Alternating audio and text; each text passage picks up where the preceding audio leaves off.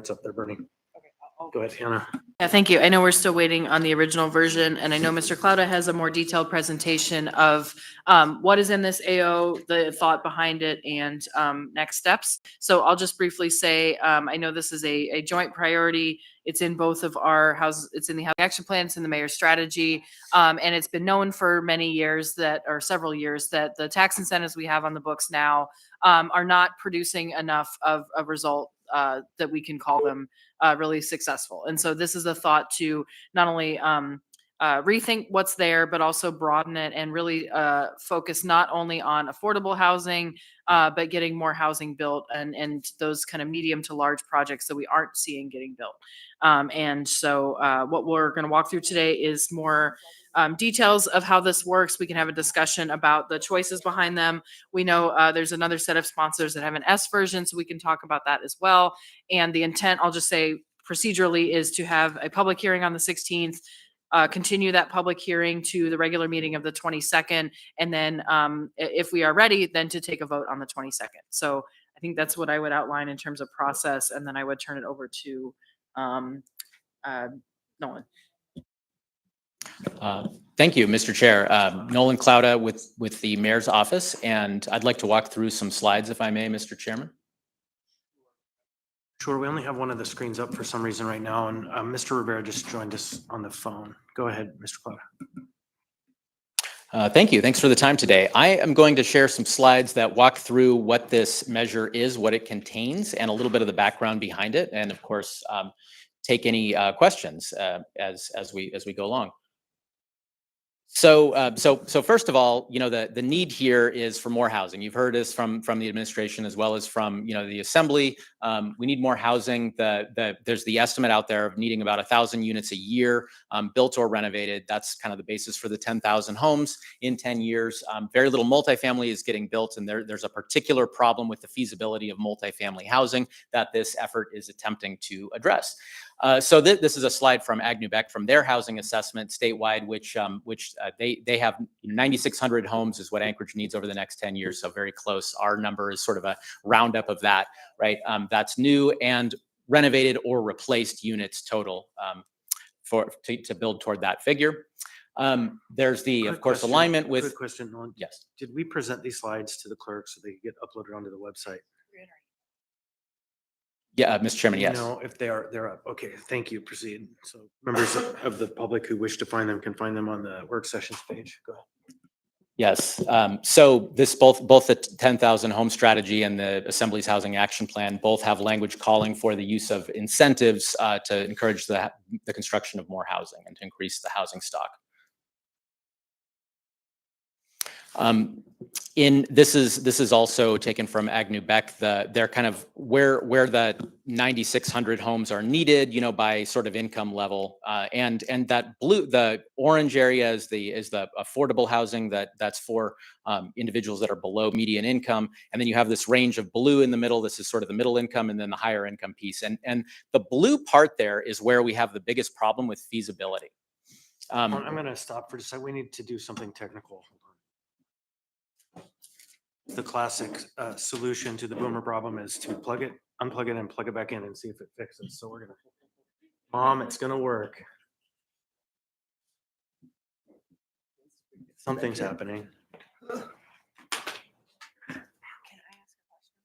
Sure, a quick question. What's the year of the Agnew-Beck study that you're referring to? How recent is it? I am, through the chair, Member Zolotel, I am not 100% sure, but I do know that it is a recent vintage, I believe within the last year. And so the numbers we have on the screen while it's still plugged in, are those current AMI numbers and percentages? Is that like the current income associated with AMI as set in 2025 or 2024, 2023? Through the chair to Member Zolotel, I don't know exactly what year those AMI figures are based from, but yeah, so I don't know the exact answer to that. Okay.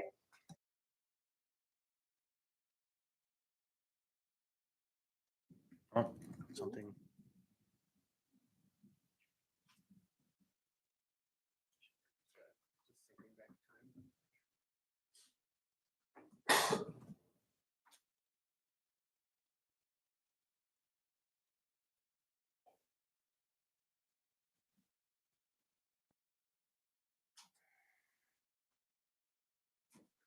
Sorry about the technical glitches.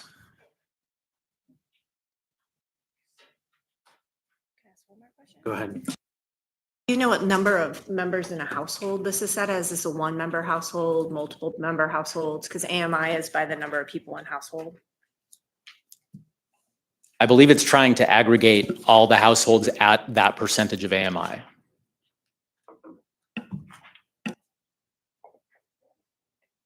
I don't know what that means. Oh, sorry. Through the chair members, I'll tell. Actually, okay, I understand what you're saying. I was referring to, I think I was answering the question wrong. As far as those income numbers that are named there, I don't know what size household they're anchored to. All right, sorry about the delay. You have the floor.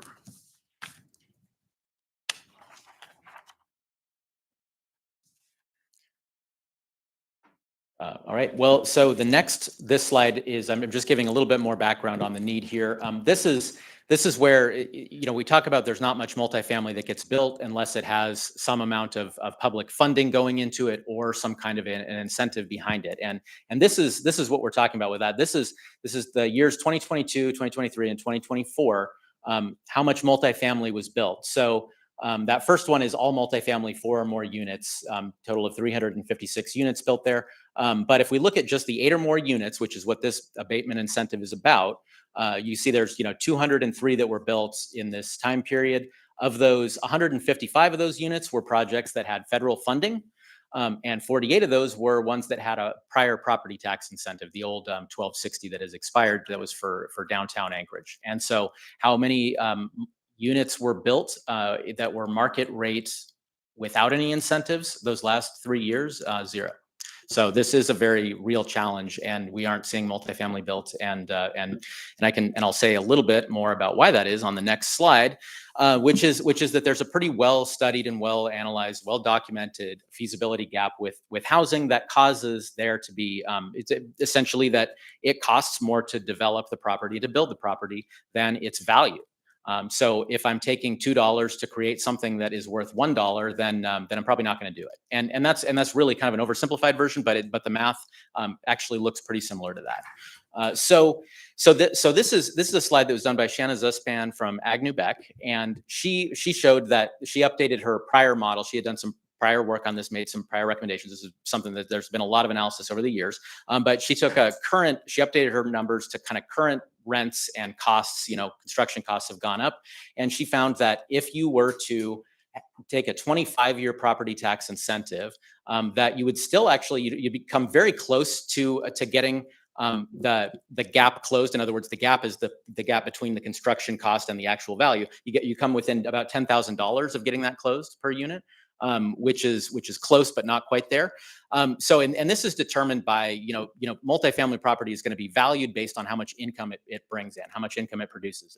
There's the formula like a net present value calculation of what the value of something is based on a stream of future income. And so one way that we can change that is by reducing property taxes for a set period of years. Then you raise the value of it because it produces a little bit more income than it otherwise would. And so that's how you're making it try to pencil.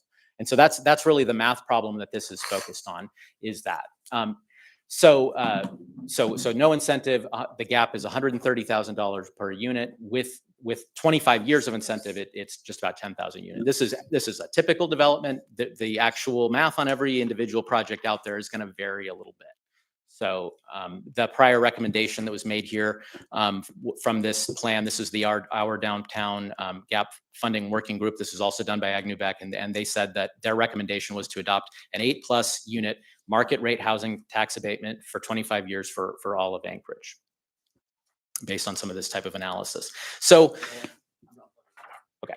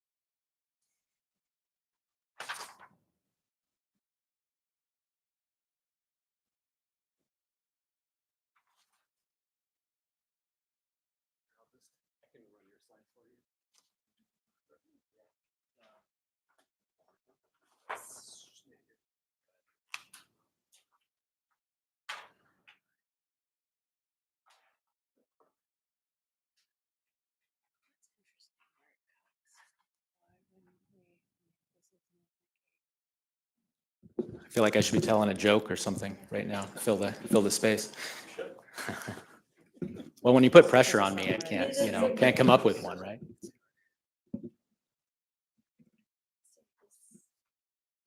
That stuff they just gave us. This is not the version.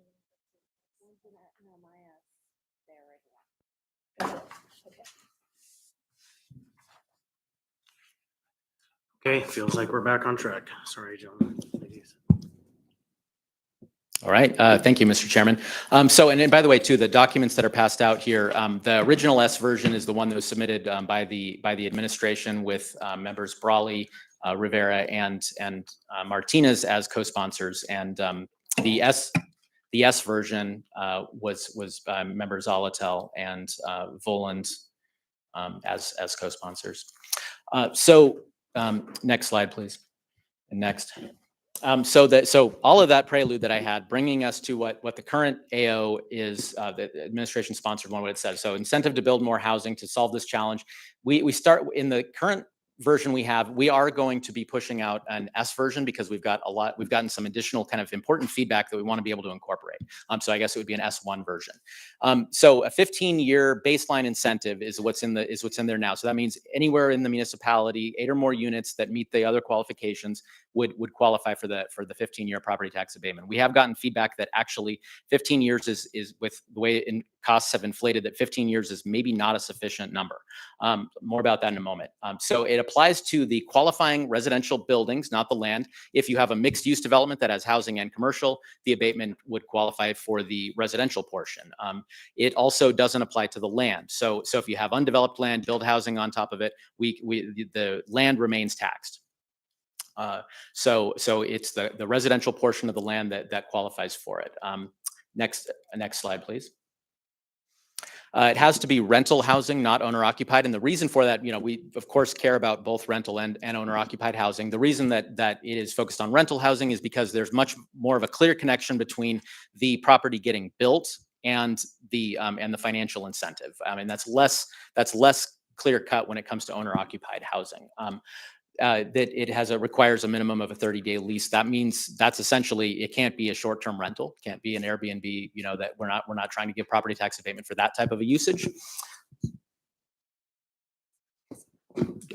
Question? Oh, okay. Meg, and then Karen. Zach said to take himself out.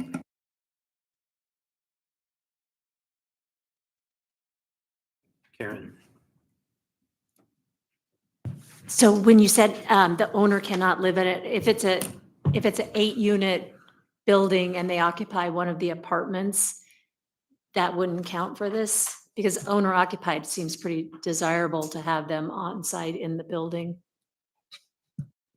Through the chair, Member Branga, we talked about this, and Mr. Bowman is in the audience, and he can correct me if I say this incorrectly. But in the case where you would have a mix of owner-occupied and renter-occupied housing, if there were 8 or more units of renter-occupied housing being created, then those would qualify. If you had, say, a 10-plex and one of them is owner-occupied, but the other 9 are rented, then the abatement would apply to the 9 that are rented.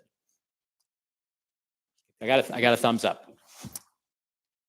So there are some reporting requirements, and the timing of the application is that it had to be submitted, prior to the certificate of occupancy for the building. Next, please.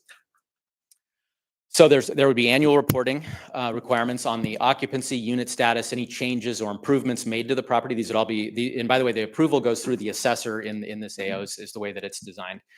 The assessor reports to the assembly. There'd be an annual report, probably an AIM, that would distill all that information and report on the exempted taxes, total amount exempted by property, and application and status of properties that have applied. Next, please. So termination would occur for the loss of residential units, if you converted them from the renter occupied usage, suppose that you wanted to make them short-term rentals or some other kind of use that isn't qualifying, then that would be a termination of the abatement. Reduction of the unit count below 8. If I have 8 units and I do something to one of them that makes it unusable, then I have 7 units, I'm no longer eligible.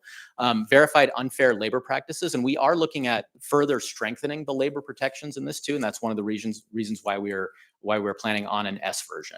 But that is something that labor violations would result in the termination of the abatement as well, and failure to file annual reports. Mr. Salt. Mr. Salt. Can you just clarify the change, like how that would take place? And what I'm thinking of is, let's say short-term rental. Let's say I qualify, I achieve my abatement, and then a month later I convert to a short-term rental, and I'm that way for part of the year. How does that work? Through the chair, member Salt, that my understanding is that it would no longer be a 30-day lease, and it would then be grounds for termination of the abatement. It looks like Mr. Bowman has something to add. Mr. Bowman. And maybe also think of this in an example of like Girdwood, where someone would build an 8-plex and I'd rent it during the summer and I'd short-term rent it in the winter or vice versa. So the way property taxes work in the state of Alaska under state law is there's a kind of a magic day. It's January 1. Whatever the situation and status of the property is on January 1 is how the property taxes are assessed. So the way this is currently written, if you had a property, you got 8 units and they're all rental properties, one of which during, let's say March 31st, the owner decides I'm going to transfer this to a short-term rental property. So they go to a less than 30-day lease. They would go from 8 units to 7 units. They no longer have a number of 8 qualified units. They're also doing short-term rental.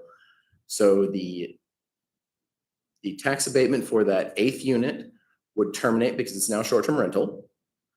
And then because they drop below the number of units for the whole the abatement for the whole property would then terminate.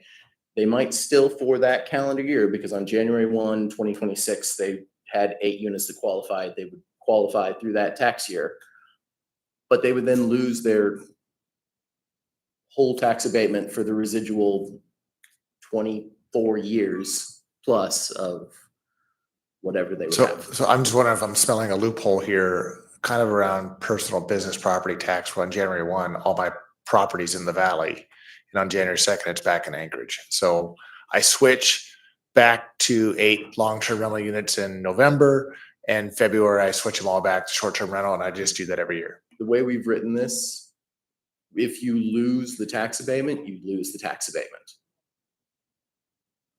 But what if they just couldn't? You can't switch back and forth. They can't fix it. But you're only measuring it on January 1.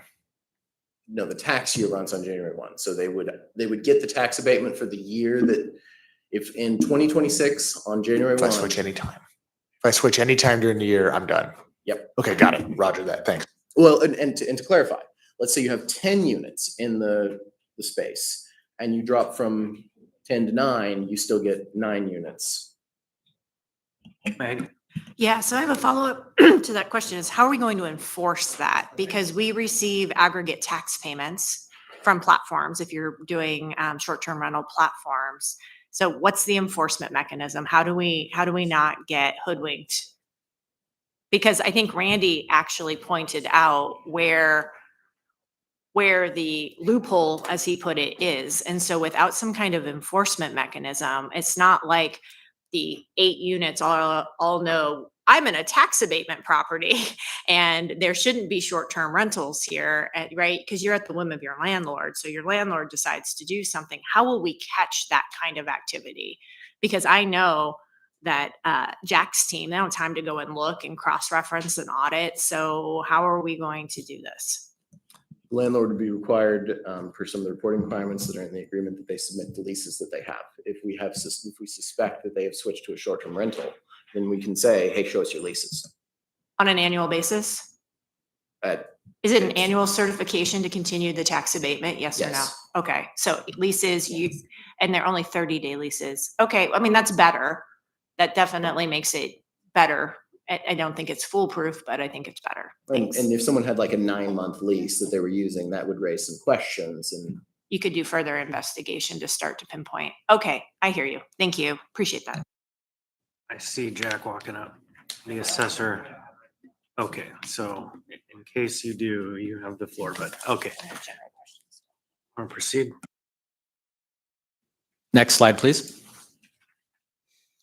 So one feature of the design of this is that you have a baseline incentive and then a bonus table. And these are other kinds of features of the development that would qualify you for additional years of abatement. And so, and I'll walk through. I've got detail on more of these, but one of them is being in this. What we've drawn up and included with the AO is a tax incentive area, which includes downtown, Midtown, and the transit corridor all rolled into an abatement area. So that the transit corridor, as you guys recall, is defined by major people mover routes and then downtown and Midtown that have their definition. So these are parts of the city we want to incentivize development over various plans over the years. In a deteriorated area, that's a section in code that the assembly by ordinance can declare an area deteriorated, and then that would qualify it for additional years. Being in an opportunity zone is a federal designation, but it has a definition and maps that include other parts of town, mostly that overlap with the abatement area. Meeting prevailing wage and apprenticeship utilization standards, which are the prevailing wages that are published at the state level, that set a certain wage level, and then the use of apprentices in that, also helping to encourage a strong workforce pipeline in the construction space, something we thought was important. And there's also 100, or that if 20% of the units are affordable at 120% of area median income, which is considered workforce housing, then that would qualify for additional years too. And then there's a mixed use one as well. And like I said, with mixed use, the commercial part of the building, wouldn't qualify, but we're giving extra juice to the residential units there because of the various policy priorities around mixed use. Next, please. So this is a map of the tax incentive area. It looks a little bit different from the prior transit corridor map that was part of 1270 that Mr. Martinez led. And the reason what's different about it partly is that you see that the lines are more jagged. We actually have had a line drawn around parcels to remove any ambiguity about who is in and who is out. So this area, this is an area where we really wanted to incentivize additional development, where plans support density, and where it supports other strategic priorities that are in the 2040 plan. Next slide, please.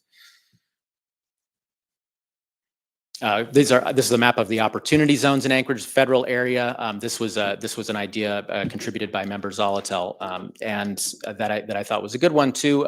There's federal benefits to making investments in opportunity zones. It also, the large areas you see here, most of that is actually Jay Bear and Chugach State Park. But you have, it covers Midtown and also parts of Fairview and then along the Glen Highway and Mountain View too. So those areas are in. This does overlap heavily with the tax abatement area, but also another tool for the abatements. Next, please. This is just a map of the 2040 land use plan. And there's kind of three goals that we pulled out that this AO is in support of: the infill redevelopment, mixed use, and then the coordination of transportation and land use. Further kind of rationale for why we designed the AO the way that we did. Next slide, please.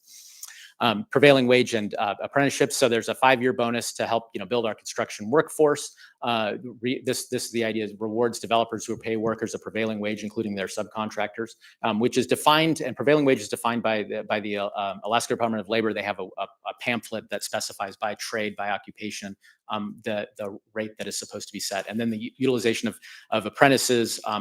10% of total work hours by federally recognized apprenticeships, also another thing to train up workforce. So we've incentivized that with an additional 5-year bonus. Next, please.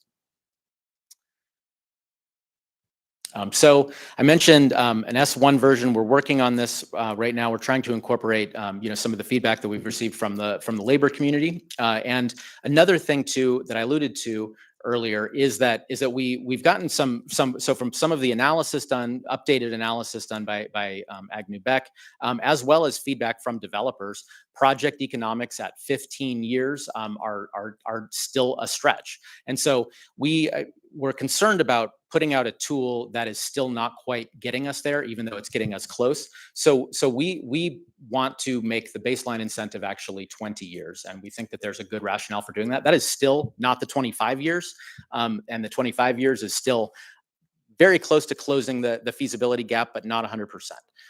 So we do believe that is something that probably should be done to make this an effective tool that gets used in the way that it's meant to, and to produce more housing.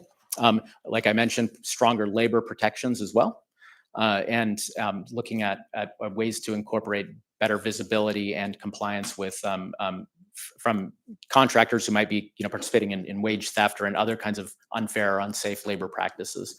And then there's some language cleanup and clarification as well that have been pointed out as we've kind of put the AO out and socialized it around the application timing and the affordability bonus requirement to make sure that those things are clear. So these are not drafted yet, but these are what we are expecting to put into the revised AO.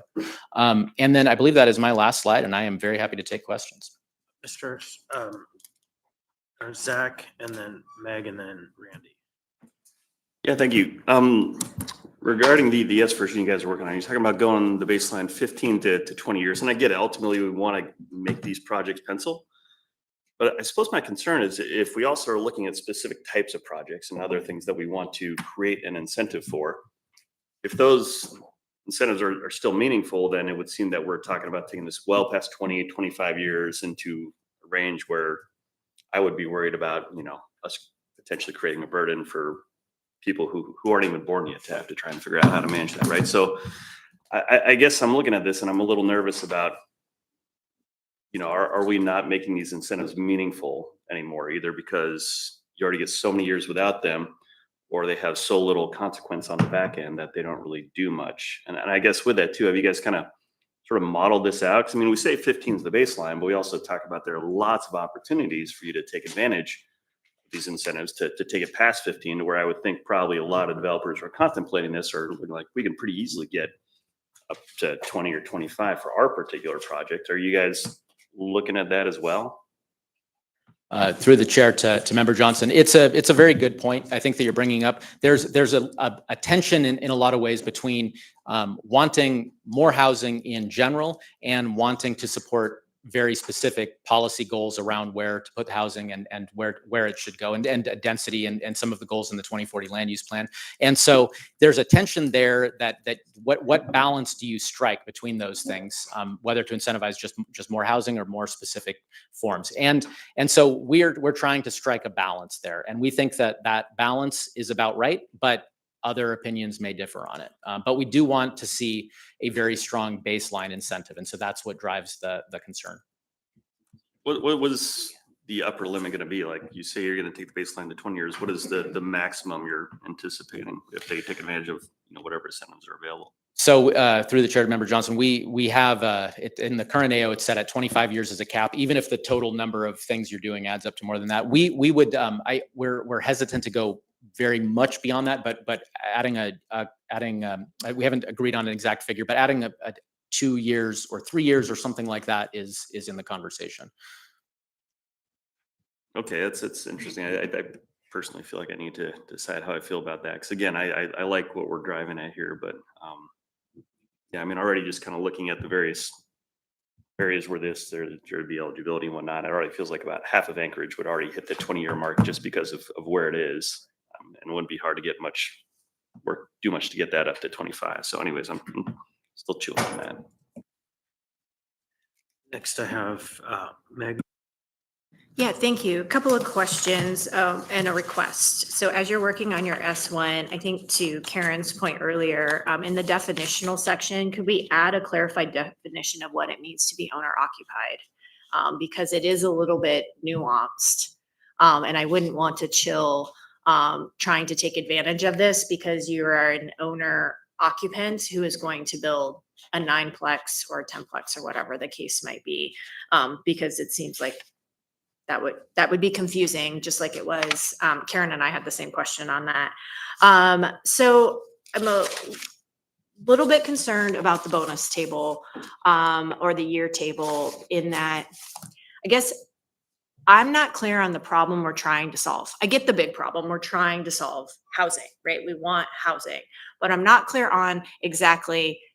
I think we're trying to do two things with one ordinance that isn't going to result in one of those things. I do not think this ordinance and this bonus structure as provided will result in affordable housing, especially with 20% of units at 120% AMI at a 3-year bonus structure. I don't think it's going to do it. And it's not going to address the most pressing housing gap that I think Anchorage has, which is the extremely low income. So the national gap analysis just came out, which has Alaska specific data, not quite Anchorage specific data. And we find that in Alaska, per 100 renter households, only 36 renters at the extremely low income bracket or very low income bracket can find a unit that is affordable. And even at 50% AMI, we find only 56 renters. When we get up to 100% AMI, we find 99 out of 100 renters can find a unit. So 120% AMI doesn't seem to be quite targeting what we're looking for if we're trying to really close the affordable housing gap.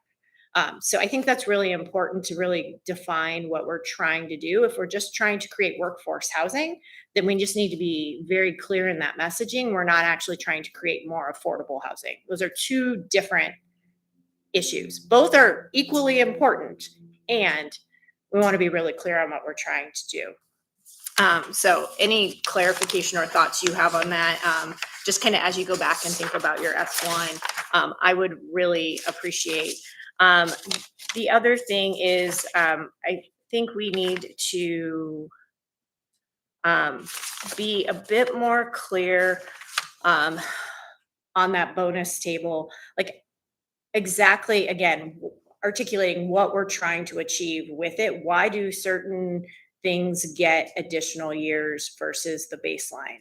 And I think it goes to Zach's question a bit, is it housing anywhere in town? Or are we really wanting to drive economic development and housing in certain parts of town?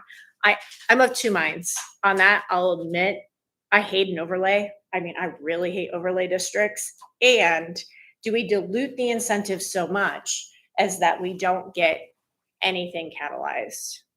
I am actually wondering if there is another number of units that tips even further that could be part of the bonus structure.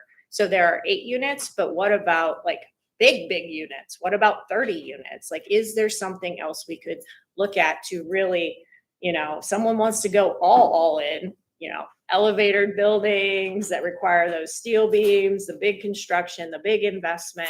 Can we somehow figure out some way to catalyze some of that? Because that is something we have not seen in our town in a really, really long time. So I wanted to throw those ideas out there for you guys to think about, because I get where you're going. I'm just not sure which, I feel like we're a bit of a fork in a road, and I'm not sure which way which fork we're trying to go down. I have Randy and then myself and then Anna. Okay, quick comment. One of the objections I heard to this is that, you build these units and they're gonna be abated tax. They're still gonna require possibly police, fire. But we're also forgetting they'll be paying utilities like AWU, and the land will still be taxed to help offset that. So I just make that statement. And then help me walk through 12.6.040B, and that's on specifically rehabilitated units. So if I have 8 units and I put a new roof across all the units, I'll assume as a major repair, that incentive is based on the roof. I don't reset all 8 units. So just clarify my understanding of that. Thank you. Through the chair to Member Salt, that is actually in the S version, and Member Zolotel would be better equipped to speak to that. Thank you. So yeah, the rehabilitation of existing units, I've been working with Mr. Hurt. It is to be we were actually working on S1 too, so we'll see who gets S1 and who gets S2 in the race for numbers, is to do rehabilitation of units for habitability. So rehabilitation of units that currently don't have a certificate of occupancy or can't pass inspection that can now get a certificate of occupancy. We have heard from code enforcement, and we've all heard the stories, buildings without heat, without running water, those things. It would be for that type of rehabilitation. So if they had an assessed value of say 40,000, I rehabilitate them, they're now 80,000. What's my break? Is it on 80 or is it on 40? That's a great question. I don't know. Because I could see it'd be an easy way to take, okay, I have an assessed value of $1 million. I'm gonna put $100,000 into it and get a huge break.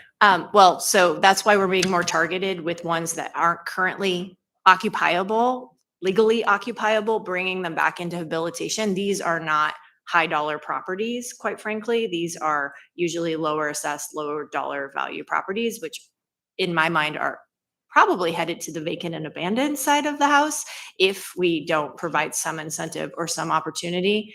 It's also a tool in my mind. Scott over at Code Enforcement, he feels like his hands are tied. Like, can we somehow give another carrot for owners to actually make an investment in their properties, because it's not happening now.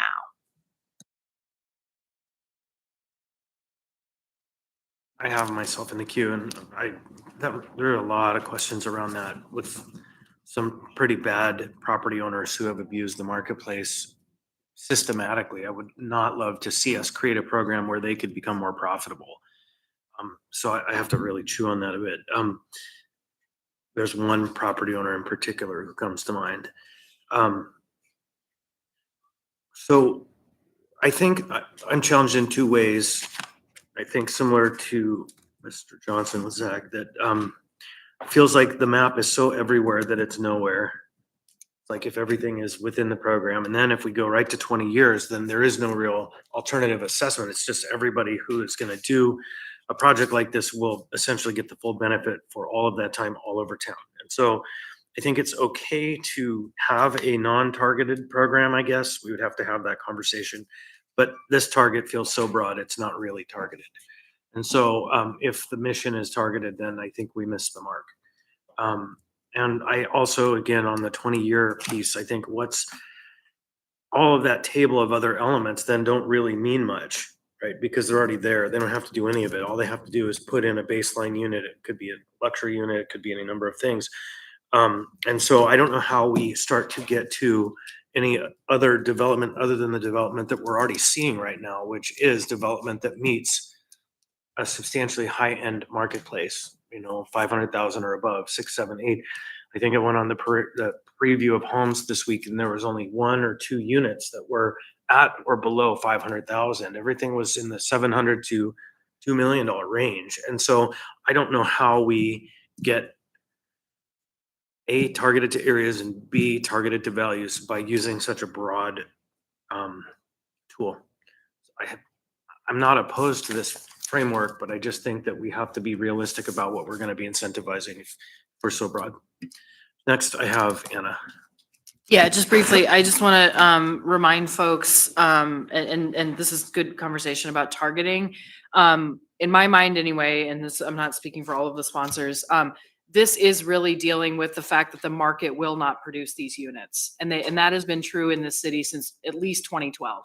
Before we changed zoning code, before multiple recessions, before cost increases, before COVID, right? So this is a baseline condition that we have not sufficiently addressed for over a decade. And so just to say, I think there is value in talking about targeting. I think this by itself is not going to produce affordable units, because if you talk to Cook Inlet Housing, they need 9 or 10 funding sources to make this work. And so really, I think we are really talking about workforce housing, not that the other segments of the market are not important, but that in itself is not being met by the market. It's not going to be met by this alone. And it's really going to take folks like Cook Inlet Housing that can braid multiple funding sources and are already in the business of doing affordable, in addition to folks who are willing to do the HUD compliance paperwork that does come with affordable, at least federal affordable housing funding. And so I think that's just something that we should think about when we're talking about targeting, how specific we get. And then the idea that this is going to produce the most affordable units is just not accurate. And I think there's ways that we need to think more broadly about it. So I just want to say that because I think, as I said, the market itself will not produce these units. It has not for over a decade. Zach and then Meg. Yeah, thanks. Kind of to tie into what Member Raleigh just said, Anna.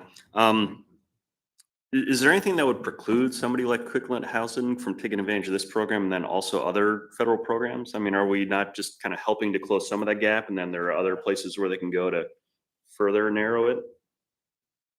Through the chair to Member Johnson, yes, Cook Inlet would very likely, a lot of their developments, I mean, I think their typical development would qualify for this, and it would be something that would help them. We've gotten very positive feedback from CHA on this AO, so it is something that would assist. I think regarding like other funding tools that are out there, there have been lots proposed about various sources of patient capital, like loans that would be longer term or lower interest than what the private market is providing, and other land write downs, other kinds of things. But none of those tools have really materialized, and so it leaves a little bit more work to be done by the tools that we do have the ability to influence. And this is a really powerful one that the municipality has at its disposal.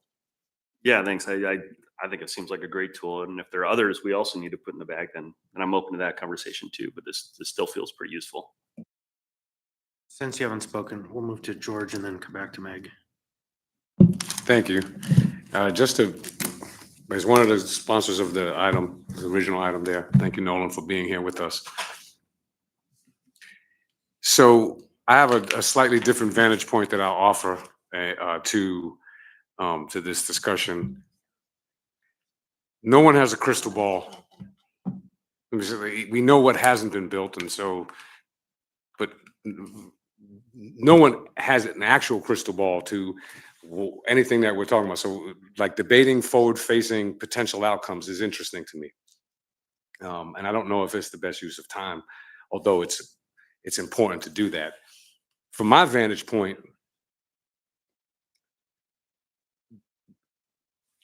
if we look at this particular item in and of itself, I think you can get caught up on a lot of the stress points.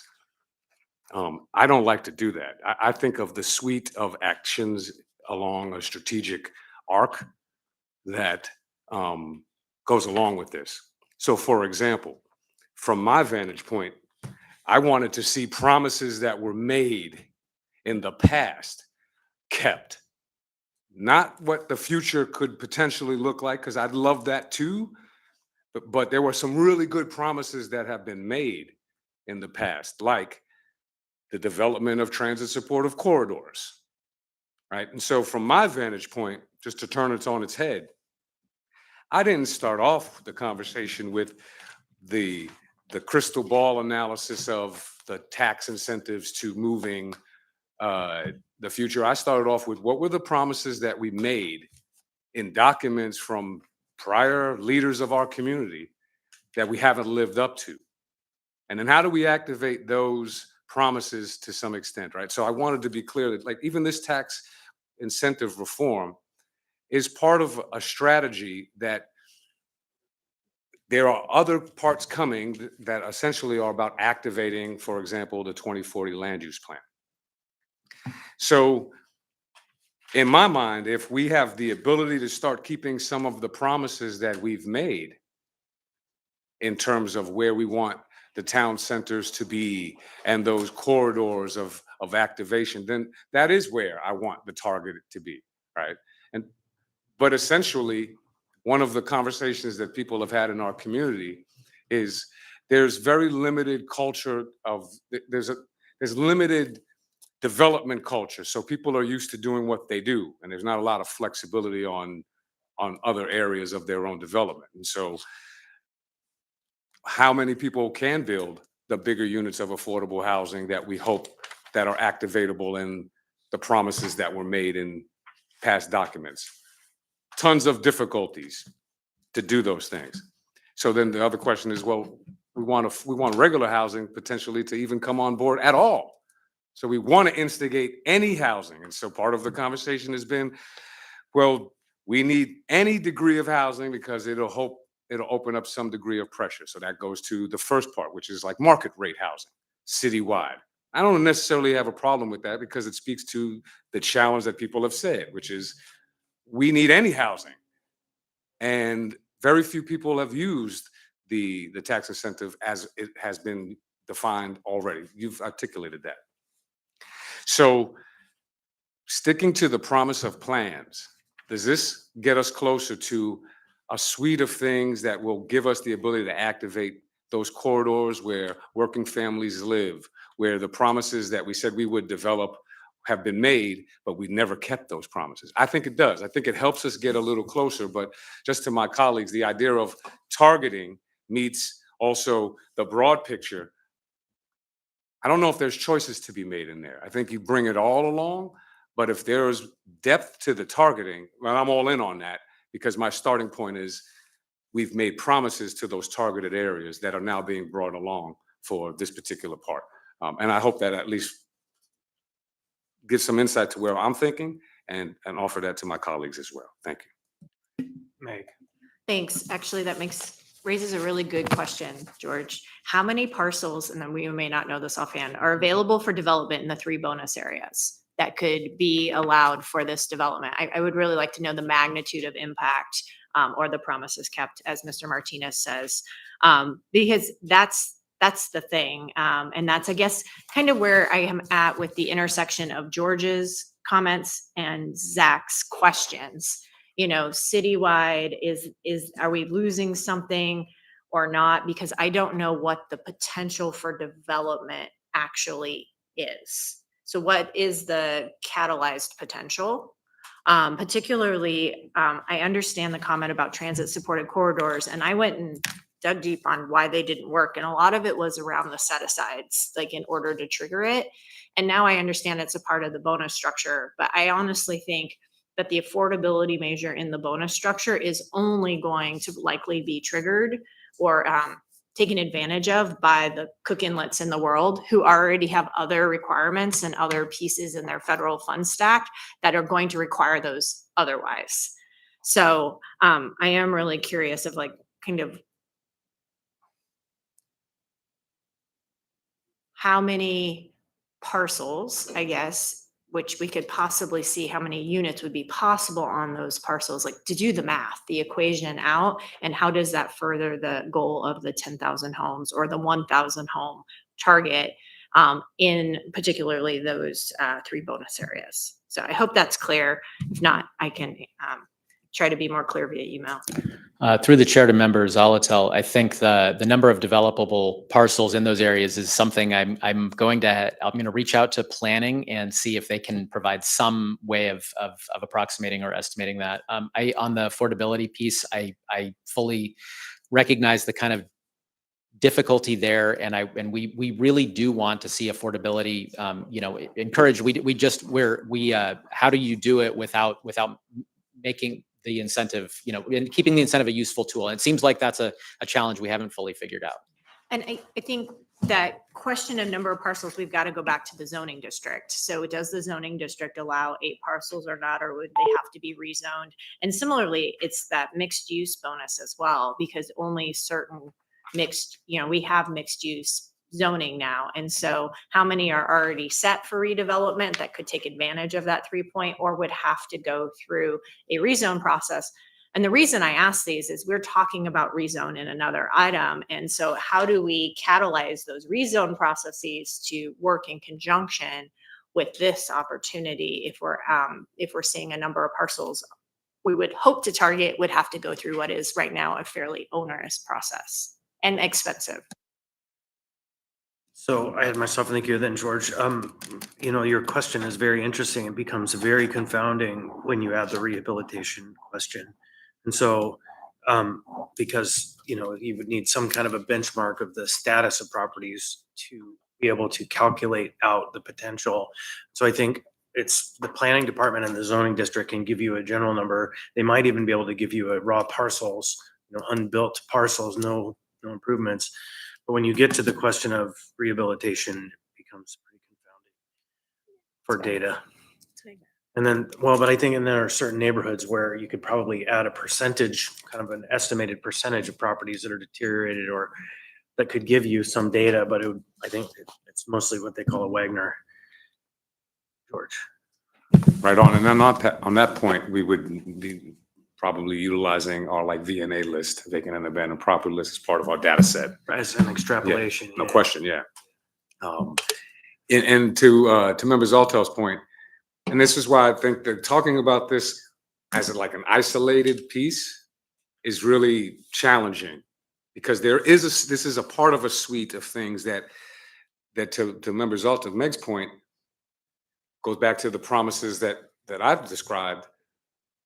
If we want to activate these opportunities in these areas and we give a green light to these zones, then at the small operator level or developer level, how much red tape are we willing to have them go through to just get to the finish line, right? And so the idea of the upzoning, for example, in these areas, by matter of fact, I think there's some real opportunity to bring it all together in a suite that activates the promises that were made in a lot of those documents. But I would also just add another layer. Potentially, it's how we communicate this piece as back to kind of the language that I use, which is the stackable ROI model. Essentially, to my colleagues, well, there are real market conditions in our community of where you want to build or not build. And so some of the questions are, why, if there are new developments, haven't they been built in the working families corridors where there is like greater needs? You would seem like, so there's market choices that have all sorts of bias wrapped into them, and who's to try to figure all of that out. But what I can think about is, for any savvy investor and a developer, you're not going to develop where you have to now start to think about the capital stack for your infrastructure independently of these things. So if we have a capital stack where in these corridors, we are describing the ability for the infrastructure to meet the demands that we're calling for, well, it seems like that's a nice, juicier target on the zones where we want direct infill or growth, because we have the AWU connections. We have there's other areas along these maps that we've identified that have less infrastructure to be the first wave of developable areas. And so I think it's important to describe that infrastructure stack as well as we think about the targeted areas we want. Thank you. All right, so we are 5 minutes past our time, but we had a very clunky beginning. Is there anyone else who wants to join the conversation right now? Go ahead, Meg. Yeah, so I want to just briefly touch on the S. So I'm going to work on creating an S number version, whichever number it ends up being. And whether or not it's this vehicle or otherwise, I think we need to consider rehabilitation and habitability alongside new construction, and have that conversation when we take up this item. And so I've heard the feedback. I think it's good feedback. And so I'm going to work on it and bring it for the 22nd. I know this is going to have its public hearing on the 16th, but my understanding is action is still intended for the 22nd. And I'm going to bring it as a sole sponsor, but if there are particular concerns or questions, if you can get those to Matt Hurt as counsel so we can be affirmative in addressing them. I heard some of them today, particularly about the amount of valuation that will be deductible. That's really helpful. So thank you. George, anyone else? Seeing, hearing none, then we'll call. Oh, go ahead, Nolan. One final thing too, and a comment to Member Zalatel's point about rehabilitation. We also believe that rehabilitation is really important, and we are working on another AO that would be separate from this one that would address rehab. There are a lot of nuances to it and different levels of rehabilitation that require a different kind of abatement incentive to do that would probably not be nearly as long. So we think there's an important nuance to it that we want to do separately. Thank you. Anyone else? All right, we'll be back here in about 8 minutes to begin our budget work session.